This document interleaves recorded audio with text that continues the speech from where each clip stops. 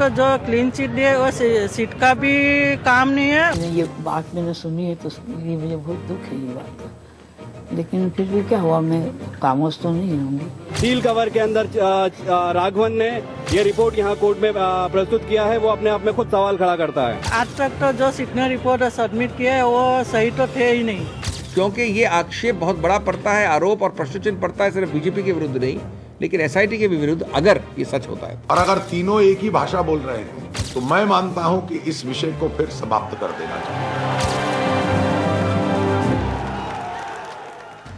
नमस्कार, मैं रवीश कुमार। किसकी चिंता है?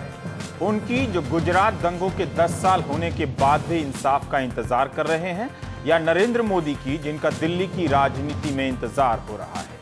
दोनों ही सवाल अब घिसने लगे हैं मगर मिट नहीं पा रहे हैं। 28 फरवरी 2002 को अहमदाबाद की गुलबर्ग सोसाइटी में हुए दंगों में 69 लोग मारे गए। इनमें कांग्रेस के पूर्व सांसद एहसान जाफरी भी थे।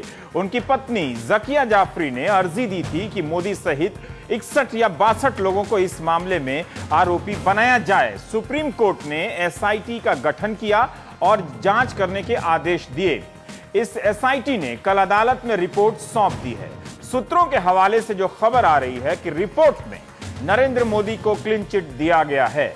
एसआईटी की टीम को नरेंद्र मोदी की भूमिका साबित करने के लिए या मुकदमा चलाने के लिए पर्याप्त सबूत नहीं मिले हैं। यह रिपोर्ट सील बंद कवर में है, अदालत के हवाले है, सार्वजनिक नहीं है, मगर रिपोर्टर बता रहे हैं कि खबर पक्की है। नरेंद्र मोदी और बीजेपी ने जिस तरह से उत्साह जताया है, लगता है कि वो भी मान रहे हैं कि खबर पक्की है। मोदी जी ने आज ट्वीट भी कर दिया है, विश्व का इतिहास ऐसे कुछ, ये जरा ध्यान से सुनिए, ऐसे कोटेशन बहुत कम मिलते हैं, मैं दोबारा से रिवाइंड करता हूं। विश्व का इतिहास ऐसे कुछ पुरुषों का इतिहास है जिन्हें खुद पर भरोसा था। सीधे सीधे तो नहीं बोल रहे, मगर ट्विटर जैसी चीजों पर संदर्भों के बहाने बात कर ली जाती है, बयानों के निशान छोड़ दिए जाते हैं। कल ही जब गुजरात हाई कोर्ट ने गुजरात दंगों में सरकार और पुलिस पर कड़ी टिप्पणी की, तब नरेंद्र मोदी जी ने ट्वीट नहीं किया था। कांग्रेस ने बोला था और जमकर कोसा था। मामला दंगों के दौरान धार्मिक स्थलों को हुए नुकसान और मुआवजा न मिलने का था। अदालत ने कहा कि सरकार और पुलिस दंगों को रोक नहीं सकी, पुलिस की तरफ से लापरवाही बरती गई, वो समय पर पर्याप्त खुफिया जानकारी नहीं जुटा सकी और कार्रवाई नहीं कर सकी। निश्चित रूप से इसे राज्य सरकार की लापरवाही के रूप में देखा जाएगा। आज बीजेपी बोल रही है और कांग्रेस एसआईटी रिपोर्ट पर सवाल खड़े कर रही है। यही हो रहा है। गुजरात दंगों की लड़ाई अदालत और सियासत के मोर्चे पर नूरा कुश्ती में बदल गई है।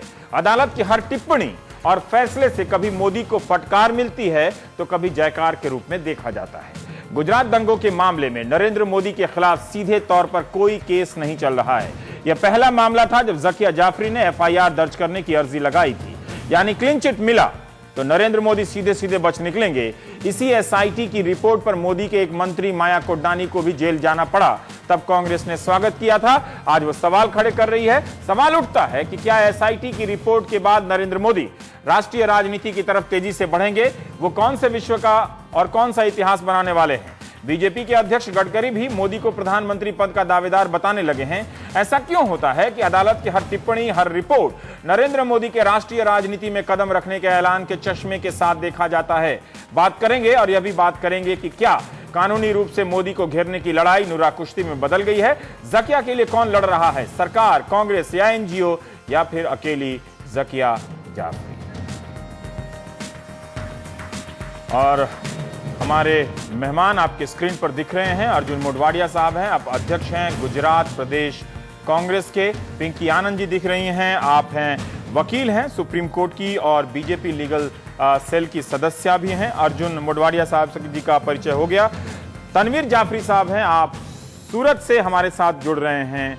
और आनंद याग्निक साहब हैं, आप वकील हैं और कई मामलों में आप सरकार के खिलाफ मुकदमा लड़ते रहे हैं। विजय गोयल साहब भी आएंगे थोड़ी देर में। शुरुआत आपसे ही पिंकी जी, ये क्यों अरुण जेटली जी ने जो कहा कि पहले की जो गुजरात पुलिस की जो जांच है, उसके बाद गीता जौहरी की जो कमेटी है उसकी जांच है, और जो एसआईटी की रिपोर्ट की जो जांच है, उसके बाद इस मामले को क्लोज्ड चैप्टर के रूप में देखा जाना चाहिए? क्यों ये जीत है, राजनीतिक जीत के रूप में इसे बीजेपी देख रही है? देखिए, जहां तक सवाल है राजनीतिक जीत का, जब आपके एक मतलब जो बहुत इंपॉर्टेंट एक पॉलिटिकल सदस्य हैं जैसे कि नरेंद्र मोदी जी हैं, और बात हो रही है आज की तारीख में राष्ट्रीय स्तर पर आने की और गुजरात से बाहर निकलने की, उस समय पर जब कई रिपोर्ट्स, कई केसेस ऐसे आ रहे हैं और दिन ब दिन कुछ ना कुछ केस आता रहता है, कल हाईकोर्ट का एक फैसला खिलाफ आया, तो नेचुरली इसमें ये डिबेट चलती रहती है कि इसमें अगर ये क्लोजर आ जाती है, जो कहा जा रहा है लीक्स है, अभी तक तो फाइनल रिपोर्ट सामने नहीं है, खबर तो सही है, खबर सही है तो बहुत अच्छी सही है। अगर 3 कंसेक्यूटिव इन्वेस्टिगेशन से ये साबित हो गया, ये जो रिपोर्ट है एसआईटी की है जो सुप्रीम कोर्ट ने अपॉइंट की है, जिसपे सब पार्टीज ने ये कहा था कि बहुत अच्छी बात है, सुप्रीम कोर्ट ने अपनी सेटिस्फेक्शन के लिए एक एसआईटी की रिपोर्ट नियुक्त कर दी है। अगर उस रिपोर्ट इनको बरी करती है, इनको बिल्कुल डिस्चार्ज करती है किसी भी गिल्ट से, तो नेचुरली एक राजनीतिक प्रश्न आगे उठता है, क्योंकि एक ही चीज आज की तारीख में मोदी जी के खिलाफ कई सालों से चली आ रही है कि वो गोधरा का जो इंसिडेंट है उसमें गुजरात सरकार और नरेंद्र मोदी का हाथ है, इसलिए मोदी जी को हाथ है। फिर इतना बड़ा मामला हो गया, ना नैतिक जिम्मेदारी कहीं सामने आती है, ना कानूनी रूप से साबित हो रहा है।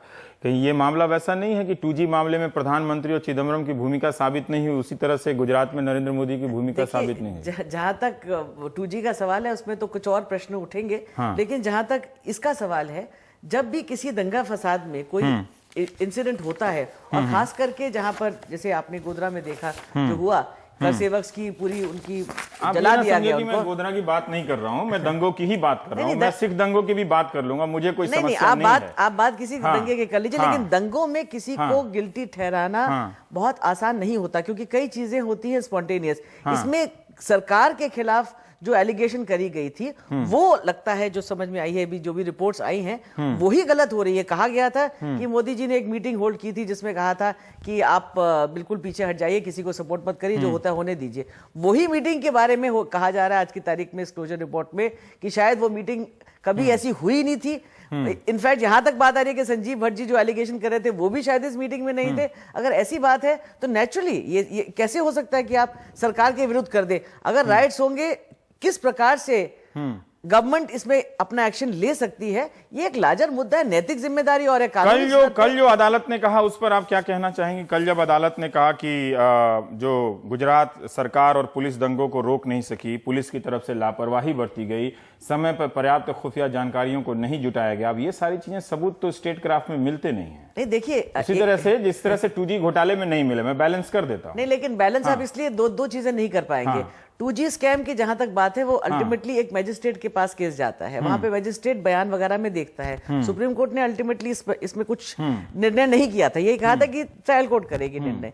लेकिन इस चीज में जो हाईकोर्ट ने जिस तरीके से फाइंडिंग दी है, वो किस बुनियाद पे दी है? After all factual evidence Gujarat high court के आगे शायद नहीं थे। NDTV's cricket app, Android and iPhone, fastest scorecard, special analysis, and much more. Download free. ndtv.com/apps.